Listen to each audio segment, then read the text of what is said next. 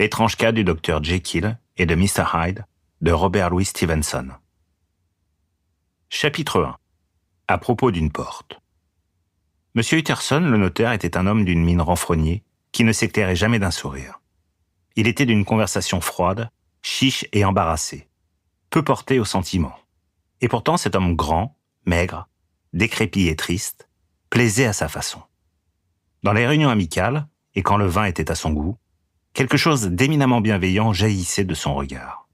Quelque chose qui, à la vérité, ne se faisait jamais jour en paroles, mais qui s'exprimait non seulement par ce muet symbole de la physionomie d'après-dîner, mais plus fréquemment et avec plus de force, par les actes de sa vie. Austère envers lui-même, il buvait du gin quand il était seul pour réfréner son goût des bons crus. Et bien qu'il aimât le théâtre, il n'y avait pas mis les pieds depuis 20 ans. Mais il avait pour les autres une indulgence à toute épreuve. Et il s'émerveillait parfois, presque avec envie, de l'intensité de désir réclamée par leur dérèglement. Et en dernier ressort, incliné à les secourir plutôt qu'à les blâmer. « Je penche vers l'hérésie des caïnites », lui arrivait-il de dire pédamment. « Je laisse mes frères aller au diable à leur propre façon. » En vertu de cette originalité, c'était fréquemment son lot d'être la dernière relation avouable et la dernière bonne influence dans la vie d'homme en voie de perdition. Et à l'égard de cela, aussi longtemps qu'il fréquentait son logis, il ne montrait jamais l'ombre d'une modification dans sa manière d'être.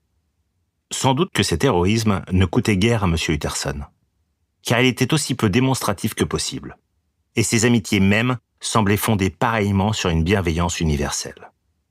C'est une preuve de modestie que de recevoir tout formé, des mains du hasard, le cercle de ses amitiés.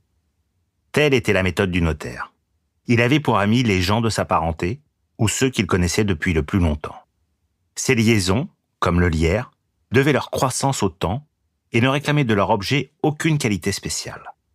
De là, sans doute, le lien qui l'unissait à M. Richard Enfield, son parent éloigné, un vrai londonien honorablement connu. C'était pour la plupart des gens une énigme de se demander quel attrait ces deux-là pouvaient voir l'un dans l'autre, ou quel intérêt commun ils avaient pu se découvrir.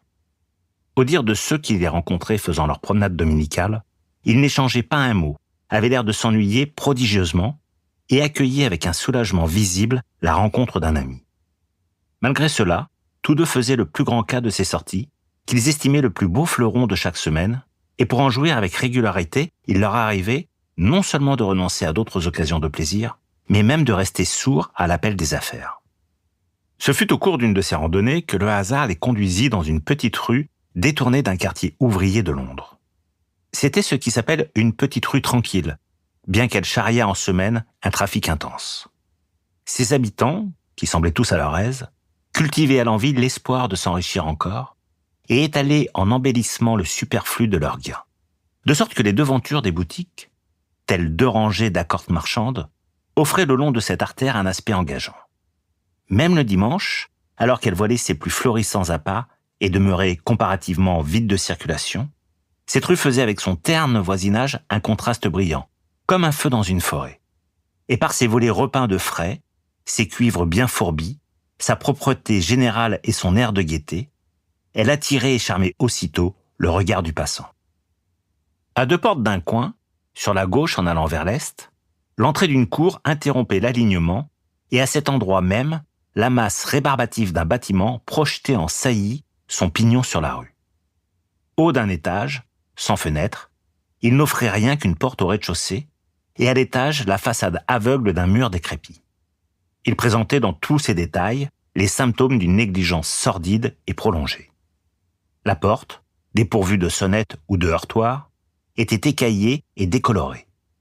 Les vagabonds gitaient dans l'embrasure et frottaient des allumettes sur les panneaux. Les enfants tenaient boutique sur le seuil. Un écolier avait essayé son canif sur les moulures. Et depuis près d'une génération, personne n'était venu chasser ces indiscrets visiteurs ni réparer leur déprédation. M. Enfield et le notaire passaient de l'autre côté de la petite rue. Mais quand ils arrivèrent à hauteur de l'entrée, le premier leva sa canne et la désigna. « Avez-vous déjà remarqué cette porte ?» demanda-t-il. Et quand son compagnon lui eut répondu par l'affirmative, « Elle se rattache dans mon souvenir, » ajouta-t-il, « à une très singulière histoire. »« Vraiment ?» fit M. Utterson, d'une voix légèrement altérée. « Et quelle était-elle ?»« Eh bien, voici la chose, » répliqua M. Enfield. « C'était vers 3 heures du matin, par une sombre nuit d'hiver. Je m'en retournais chez moi, d'un endroit au bout du monde, et mon chemin traversait une partie de la ville où l'on ne rencontrait absolument que des réverbères. Les rues se succédaient et tout le monde dormait. Les rues se succédaient, tout illuminé comme pour une procession et tout aussi désert qu'une église. Si bien que finalement, j'en arrivais à cet état d'esprit du monsieur qui dresse l'oreille de plus en plus et commence d'aspirer à l'apparition d'un agent de police. Tout à coup, je vis deux silhouettes.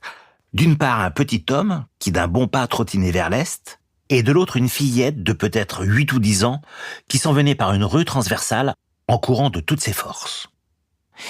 Eh bien, monsieur, arrivés au coin, tous deux se jetèrent l'un contre l'autre, ce qui était assez naturel, mais ensuite advint l'horrible de la chose, car l'homme foula froidement aux pieds le corps de la fillette et s'éloigna, la laissant sur le pavé, hurlante. Cela n'a l'air de rien à entendre raconter, mais c'était diabolique à voir. Ce n'était plus un homme que j'avais devant moi, c'était je ne sais quel monstre satanique et impitoyable. Et j'appelai à l'aide, me mis à courir, saisis au collet notre citoyen et le ramenai auprès de la fillette hurlante qu'entourait déjà un petit rassemblement. Il garda un parfait sang-froid et ne tenta aucune résistance, mais me décocha un regard si atroce que je me sentis inondé d'une sueur froide. Les gens qui avaient surgi étaient les parents même de la petite. Et presque aussitôt, on vit paraître le docteur chez qui elle avait été envoyée. En somme, la fillette, au dire du morticole, avait eu plus de peur que de mal. Et on put croire que les choses en resteraient là. Mais il se produisit un phénomène singulier. J'avais pris en aversion à première vue notre citoyen. Les parents de la petite aussi, comme il était trop naturel. Mais ce qui me frappa, ce fut la conduite du docteur. C'était le classique praticien routinier, d'âge et de caractère indéterminé, doué d'un fort accent d'Édimbourg et sentimental à peu près autant qu'une cornemuse. Eh bien, monsieur, il en fut de lui comme de nous autres tous. À chaque fois qu'il jetait les yeux sur mon prisonnier, je voyais le morticole se crisper et pâlir d'une envie de le tuer. Je devinais sa pensée, de même qu'il devina la mienne, et comme on ne tue pas ainsi les gens, nous fîmes ce qui en approchait le plus. Nous déclarâmes à l'individu qu'il ne dépendait que de nous de provoquer avec cet accident un scandale tel que son nom serait abominé d'un bout à l'autre de Londres. S'il avait des amis ou de la réputation, nous nous chargions de les lui faire perdre. Et pendant tout le temps que nous fûmes à le retourner sur le gril, nous avions fort à faire pour écarter de lui les femmes qui étaient comme des harpies en fureur. Jamais je n'ai vu pareille réunion de faces haineuses. Au milieu d'elles se tenait l'individu, affectant un sang-froid sinistre et ricaneur. Il avait peur aussi, je le voyais bien, mais il montrait bonne contenance, monsieur, comme un véritable démon. Il nous dit « Si vous tenez à faire un drame de cet incident, je suis évidemment à votre merci. Tout gentleman ne demande qu'à éviter le scandale. Fixez votre chiffre. » Eh bien, nous le taxâmes à 100 livres destinés aux parents de la fillette. D'évidence, il était tenté de se rebiffer, mais nous avions tous un air qui promettait du vilain, et il finit par céder. Il lui fallut alors se procurer l'argent. Et où croyez-vous qu'il nous conduisit ? Tout simplement à cet endroit où il y a la porte. Il tira de sa poche une clé, entra et revint bientôt muni de quelques 10 livres en or et d'un chèque pour le surplus sur la banque Coutts, libellé payable au porteur et signé d'un nom que je ne puis vous dire, bien qu'il constitue l'un des points essentiels de mon histoire. Mais c'était un nom honorablement connu et souvent imprimé. Le chiffre était salé, mais la signature valait pour plus que cela, à condition toutefois qu'elle fût authentique. Je pris la liberté de faire observer à notre citoyen que tout son procédé me paraissait peu vraisemblable et que, dans la vie réelle, on ne pénètre pas à 4 heures du matin par une porte de cave pour en ressortir avec un chèque d'autrui valant près de 100 livres. Mais d'un ton tout à fait dégagé et railleur, il me répondit « Soyez sans crainte, je ne vous quitterai pas jusqu'à l'ouverture de la banque, et je toucherai le chèque moi-même. » Nous nous en allâmes donc tous, le docteur, le père de l'enfant, notre homme et moi, passer le reste de la nuit dans mon appartement. Et le matin venu, après avoir déjeuné, nous nous rendîmes en chœur à la banque. Je présentai le chèque moi-même, en disant que j'avais toute raison de le croire faux. Pas du tout. Le chèque était régulier. M. Utterson émit un clappement de langue désapprobateur. « Je vois que vous pensez comme moi, » reprit M. Enfield. « Oui, c'est une fâcheuse histoire, car notre homme était un individu avec qui nul ne voudrait avoir rien de commun. un vraiment sinistre individu, et la personne au contraire qui tira le chèque est la fleur même des convenances, une célébrité en outre et, qui pisait, l'un de ces citoyens qui font, comme ils disent, le bien. Chantage, je suppose, un honnête homme qui paye sans y regarder pour quelques fredaines de jeunesse. Quoique cette hypothèse même, voyez-vous, soit loin de tout expliquer, ajouta-t-il. Et sur ces mots, il tomba dans une profonde rêverie. Il en fut tiré par M. Utterson, qui lui demandait assez brusquement « Et vous ne savez pas si le tireur du chèque habite là ?»« Un endroit bien approprié, n'est-ce pas ?» répliqua M. Enfield. « Mais j'ai eu l'occasion de noter son adresse. Il habite sur une place quelconque. »« Et vous n'avez jamais pris de renseignements sur cet endroit où il y a la porte ?» reprit M. Utterson. « Non, monsieur. J'ai eu un scrupule. Je répugne beaucoup à poser des questions. C'est là un genre qui rappelle trop le jour du jugement. On lance une question, et c'est comme si on lançait une pierre. On est tranquillement assis au haut d'une montagne, et la pierre déroule, qui en entraîne d'autres, et pour finir, un sympathique vieillard, le dernier auquel on aurait pensé, reçoit l'avalanche sur le crâne au beau milieu de son jardin privé, et ses parents n'ont plus qu'à changer de nom. Non, monsieur, je m'en suis fait une règle. Plus une histoire sans le louche, moins je m'informe. Une très bonne règle, en effet, répliqua le notaire.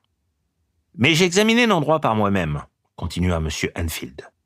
On dirait à peine une habitation.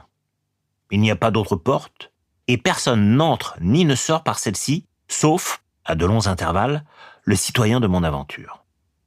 Il y a 3 fenêtres donnant sur la cour au premier étage, et pas une au rez-de-chaussée. Jamais ces fenêtres ne s'ouvrent, mais leurs carreaux sont nettoyés.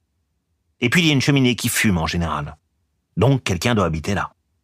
Et encore, ce n'est pas absolument certain, car les immeubles s'enchevêtrent si bien autour de cette cour qu'il est difficile de dire où l'un finit et où l'autre commence. Les 2 amis firent de nouveau quelques pas en silence.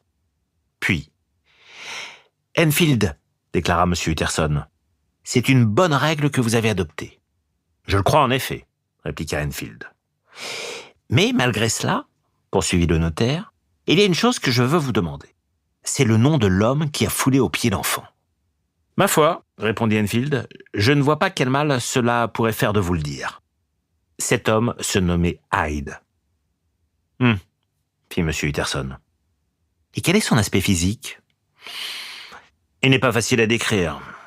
Il y a dans son extérieur quelque chose de faux, quelque chose de désagréable, d'absolument odieux.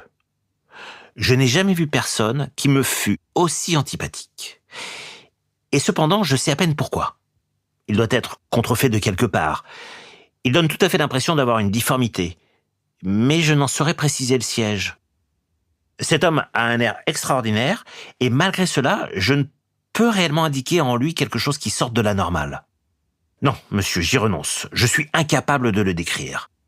Et ce n'est pas faute de mémoire, car en vérité, je me le représente comme s'il était là.